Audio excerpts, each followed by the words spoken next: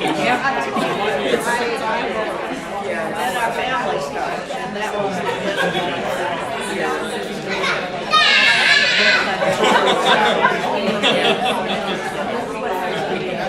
Perfect match for you. Next year.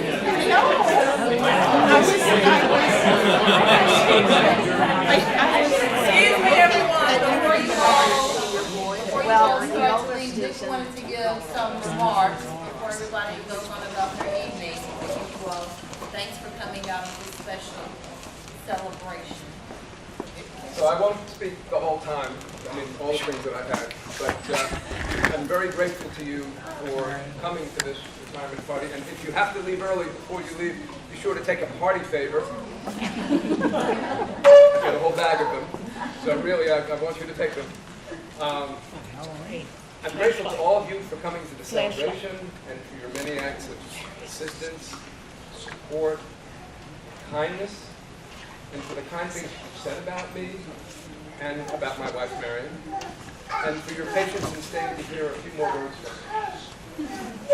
You are also very fortunate, because last year I attended David Kleinbaum's retirement party at Emory University. Some of you may know David Kleinbaum. And I recorded it, and you can find the recording of the party on my YouTube channel and his. And I was so impressed by his 40-minute talk about his past, and slides and everything, his career, that I thought I would do that at my retirement party. But the reason you're fortunate, because as luck would have it, the American College of Epidemiology gave me their Abraham Lilienfeld Award in September, and they gave me 15 minutes for my acceptance remarks. And so I had a chance to tell my story, and Chandra Ford kindly recorded them for me. They're on the web, so if you want to hear my story, it's available in a longer version. But I wanted to share a few brief vignettes, and many things. Before we get to them, because I know some of you are going to have to leave soon, I have two encapsulations of my career. Actually, I've got a word for each. The first word is thank you. Now, I know there's some people among you who are going to say that's 2 words, Vic. But now you have an idea of how students felt when I said, just 1 more minute. So, thank you to my entire family, represented here by my wife, Marion Schoenbach. I'm over here. There she is, Marion. Our older son, Michael. Our younger son, Daniel, behind the camera, behind the fourth wall, as they call it. And their cousin, Anna, who's come down from D.C. And thank you to the many friends and teachers and supervisors and colleagues and teaching assistants and students and staff and administrators and countless others who have enabled everything that people attribute to me. It has been my privilege to enthusiastically promote and be associated with your and their work. The second word that encapsulates my career is serendipity. With the caution not to try this at home or work. Do what I say, not what I have done. I know from a recent seminar by several esteemed colleagues that there are those of you, courageous colleagues, that there are those of you who may feel inadequate to your responsibility, some of you. And so I offer my story as a source of inspiration of what good luck can bring. I left college after 2 years and took a 5-week programming course. Besides being fun, programming the IBM 1401 computer offered something unavailable in any other context. A creature that listens to nearly all of one's requests, follows them obediently, and never asks for anything in return. After visiting nearly 2 dozen New York City employment agencies, I was hired by First National City Bank. I thought the salary was modest, about $5,000 a year. But in today's dollars, that's about $40,000. Not bad for somebody who didn't finish college and had no experience. But even more valuable is the health insurance, since it paid for most of the cost of the psychoanalytic psychotherapy that I underwent to relieve the panic attacks I had begun to experience. 2 possible outcomes of the therapy were a habit of personal disclosure, you probably noticed that, and a 1-wide draft deferment. When the Vietnam War made anxiety no longer disqualifying, I jumped back into college as an economics major at the Columbia University School of General Studies. My brother Andy, Anna's father, and I took the selective service qualifying test at the same time and were fortunate to obtain 2 as student deferments. I wrote my senior honors thesis on poverty to the backdrop of the assassinations of Martin Luther King Jr. and Bobby Kennedy, and the occupation of Columbia University by students for a Democratic Society, the SDS, as a result of which I didn't have to take a couple final exams. After graduating in summer 1968, I went to the London School of Economics, where I became involved with the LSE Socialist Society, and then co-authored a book about that school's occupation. Now, association is not the same as causation. I know we should be careful about that. But I was lucky that the degrees were awarded based only on the end-of-year examinations, which I happened to pass despite having stopped attending classes. As I said earlier, don't try this at home. I spent another year in London distributing pamphlets at conferences, and then another year reading about sexuality and other topics, writing out thoughts, and trying to figure out life. When I returned to Brooklyn, New York in the summer of 1971, I still didn't know what to do, where to reside, or with whom to live. So that September, I began a personal odyssey. By public transportation, lifts from friends, hitchhiking south from Brooklyn, New York, staying with friends and acquaintances in motels or the Y or in campgrounds. Anne Randolph, whom I had met in London, and her friend Bob Earl, drove me to Emerald Isle, North Carolina, from where I hitchhiked to Chapel Hill with 2 Marines who had nothing to do that evening.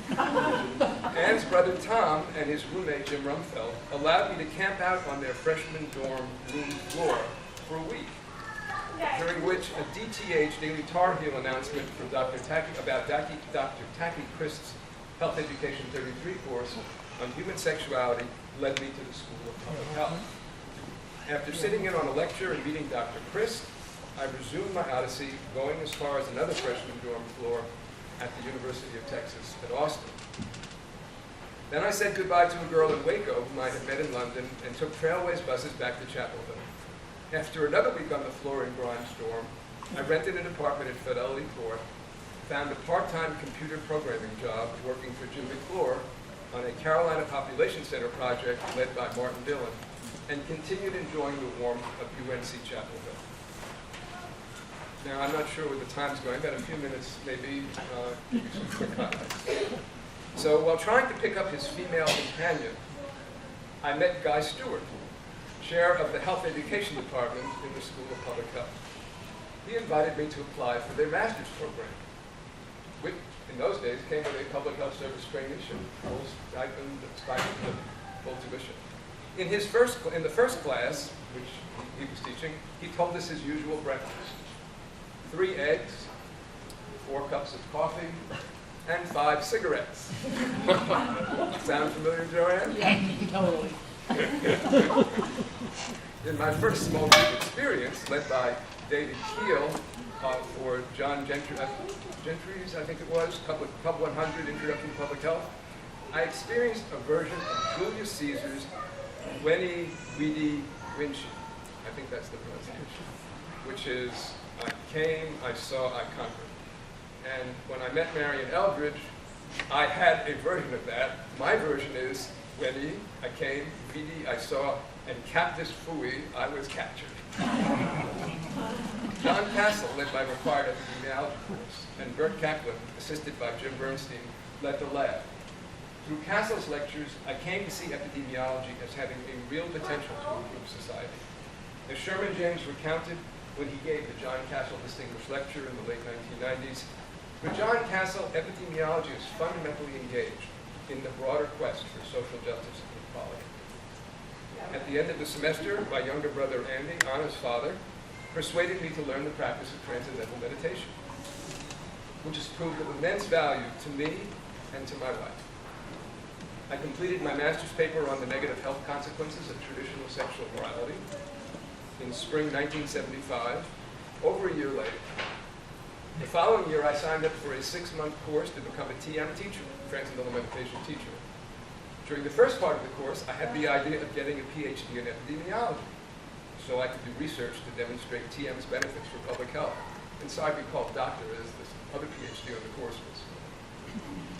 Bert Kaplan supported my application, even learning TM himself, so I would feel more certain about pursuing the degree. In spring 1977, I completed the TM teacher training course in Avoriaz, France, taught one UNC student, and then began my doctoral program. Since I had no medical background or even a college-level biology or chemistry course, I had a lot of catch-up to do, and I've often skated on thin ice. Fortunately, I did well on epidemiology methods such as they were in that era, and had many lucky breaks. My enthusiasm for epidemiology and my studies carried over into my teaching, making me a popular teaching assistant. After a short postdoc with Bert, my epidemiology godparent, my interest in teaching introductory epidemiology apparently motivated Michelle Ibrahim to hire me as a research track faculty member. Michelle and I co-taught Epi 168, the precursor course, Epi 710, introductory course for Epi majors. And based on my TA experience, I felt that I would be God's gift to students. But I learned from a mid-semester evaluation that the student's perspective was otherwise. Fortunately, it was a mid-semester one. I had a little time to make some adjustments by the end of the semester. And of course, the next, after Michelle became dean, Barbara Hulka became chair, and she took over the epidemiology and theory course with me, and I had wonderful years' experience teaching with Barbara Hulka. Over my 38 years of teaching introductory epidemiology, I have learned that due to the great diversity of students' backgrounds and interests, anything I could say would be obvious to some and incomprehensible to others, interesting to some and boring to others. I used to start the semester by displaying comments from the previous year. One comment said that mine was the worst course, and one comment said that it was the best course. So I put the worst one up and the best one, everybody would laugh, and hopefully you feel better when I say. So let me know if you're having that negative experience. Then one year I was sitting reading an evaluation comment in the student room, and the comment excoriated me in the course, and it concluded, "And don't you dare display this comment and laugh at it." So then I started asking permission when I asked for comments, permission to post them on the web or whatever. I've got lots of comments on the website. And if you ever feel bad about the comments you received for a course, I'll give you the link, just read them, and I assure you, you will feel better. When my wife and I had our first child, Michael, she remained as a stay-at-home mother. Even so, I could not imagine how my fellow students and faculty had been able to get anything done and also have children. I had so many advantages, most especially an old-fashioned wife who took care of everything except our income taxes. And yet I found myself constantly stretched. In that era, the department had a very modest 25% salary coverage goal as a general expectation rather than an individual mandate. My position had been made possible through a project at the Health Services Research Center, then directed by Gordon DeFries. I had had no interest in health services research during my doctoral program, never took Michelle Ibrahim's course on health services epidemiology. And even though I had a health education degree, I'd never learned behavioral science theory. So I collaborated with subject matter experts, which enabled me to get by with only a smattering of substantive knowledge, until it became time for me to first author a manuscript. I could write the methods. Introduction was a bit harder, the discussion was very hard. I was involved in projects on health risk appraisal with Bill Beery and Edward Wagner, the Aid Association for Lutherans, also with them. My first R01 was the paper that Zil Schnormer mentioned about social ties and mortality. That was with Bert Kaplan and David Kleinbaum, and a doctoral student, Lisa Fredman, who did a lot of great work on that. She is now a faculty member, full professor, maybe a department head. My first big data collection grant was on smoking cessation with Ed Wagner, who had been on my doctoral committee, Bill Beery, and Tracy Orleans, who was then at Duke and then is now at the Robert Wood Johnson Foundation. The NCI came out with another RFA for smoking cessation, this one for smoking cessation among African Americans. And Dr. Cecil Sheps, the late Dr. Cecil Sheps, provided the introduction to the late Dr. Charles Watt.